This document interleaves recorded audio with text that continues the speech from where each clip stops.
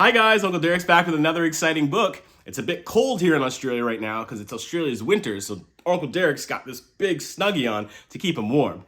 But anyways, it's time for another Disney story. This one is Lion King. I hope you guys enjoy it. I'm sure you've seen it already, but I hope you enjoy the story. And if you do like it, make sure you subscribe and make sure you share with all your friends. All right, here we go. The Lion King. From the smallest ant to the largest elephant, every living thing has a place in the great circle of life. Mufasa's place was as king of the lions. Sarabi was his queen. And their newborn cub, Simba, would one day take his father's place as king. But on this day, little Simba rested in the hands of the wise baboon, Rafiki, who sprinkled the cub with dust and welcomed the future king to the great circle of life.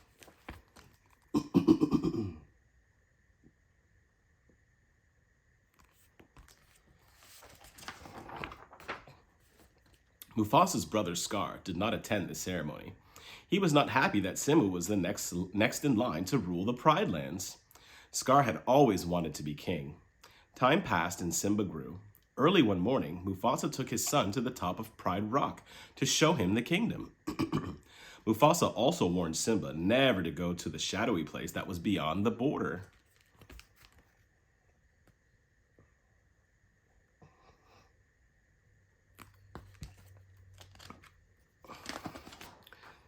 Later that day, Simba ran into his uncle Scar and told him about Mufasa's warning. "Your father is right," said Scar. "An elephant graveyard is no place for a young prince. Only the bravest lions go there." Simba wanted to prove that he was brave. He ran off to ask his friend Nala to explore the Shadowlands with him. When the friends arrived at the Shadowlands, they discovered an eerie place filled with elephant bones. "It's so creepy," whispered Nala nervously. "Come on," said Simba. "Let's check it out."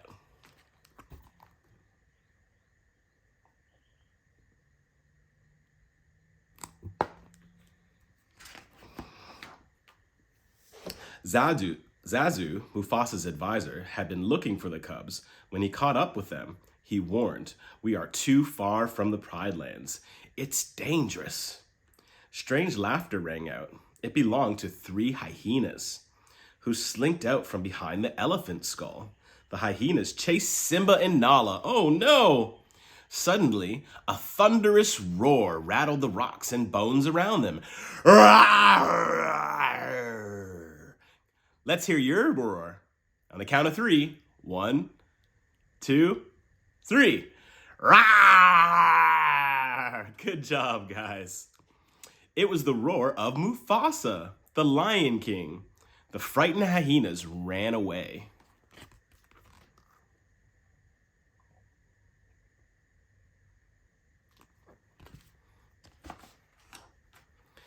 That evening, Mufasa had a talk with Simba. "Being brave doesn't mean you go looking for trouble," Mufasa told his son. "Dad," Simba asked suddenly, "we'll always be together, right?" Mufasa looked up at the sparkling heavens. "The great kings of the past looked down upon us from those stars," he said. "Whenever you feel alone, remember that those kings will always be there to guide you.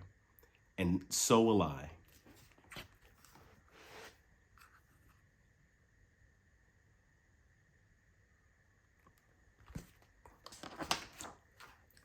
The next day, Scar made a bargain with the hyenas. If they helped make him king, they could have the run of the Pride Lands. So Scar brought Simba to the gorge and promised the cub a wonderful surprise. The surprise turned out to be a stampede herd of wildebeest. With the hyenas urging the herd on, the earth trembled. The wildebeest ran straight for Simba. He jumped up on a tree, but the branch bent under his weight. Simba was about to fall under the pounding hooves of the wildebeest when Mufasa suddenly appeared. He carried Simba to the rock ledge. Then, through the thick dust, Simba saw his father disappear under the thundering herd.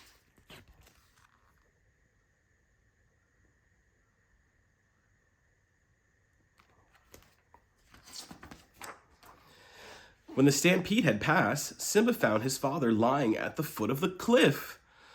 What Simba did not know was that Scar had pushed Mufasa off the rock. Scar said that Mufasa's accident was Simba's fault. "Run away, Simba," said Scar. "Run and never return." Scar watched as Simba ran. Then he sent the hyenas after the cub. But when the hyenas reached the thorny thicket, they stopped. "He'll never survive in the desert," they reasoned. And so they returned to Pride Rock and their new king, Scar.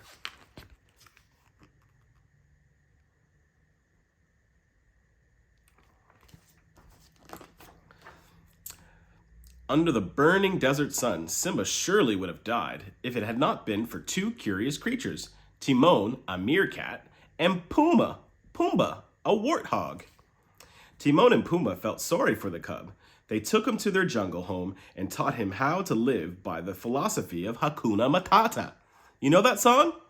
Hakuna Matata! Which means no worries. They also taught the cub to eat insects. Gross.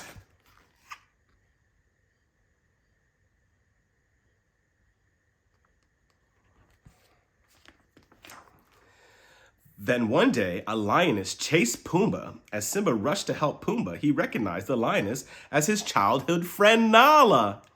Nala told Simba that under cruel King Scar's reign, the Pride Lands had become barren and the animals were starving. But Simba refused to go back to help and take his place as the Lion King. He did not feel worthy.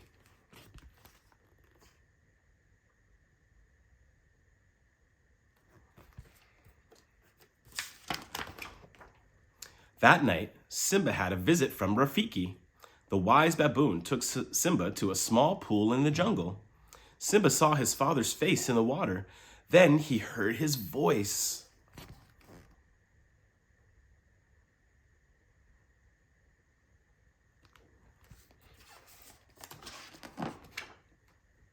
"You are my son, and the one true king," Mufasa said. "You must take your place in the circle of life."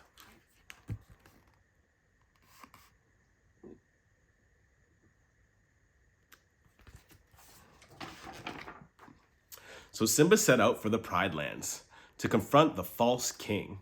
"I'm surprised to see you alive," sneered Scar as Simba approached Pride Rock. "I've come back to take my place as king," declared Simba.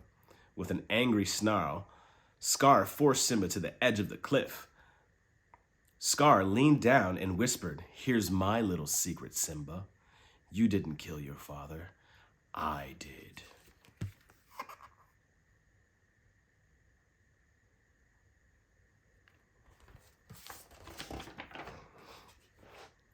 Simba's heart filled with rage. He struggled up onto the rock, leaped on Scar, and battle began.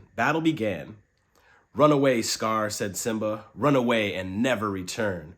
When Simba turned his back, Scar attacked.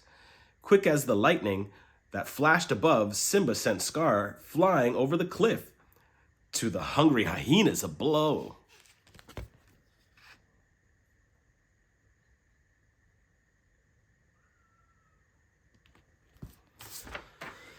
So Scar's evil reign ended and Simba took his rightful place as the Lion King. In time, King Simba and Queen Nala had a cub of their own. On top of Pride Rock, their child rested in the hands of the wise baboon Rafiki, who sprinkled the cub with dust and welcomed her to the great circle of life. The end. I hope you guys enjoyed this story, and I hope you come back for another one. Make sure you subscribe. See you later. Bye.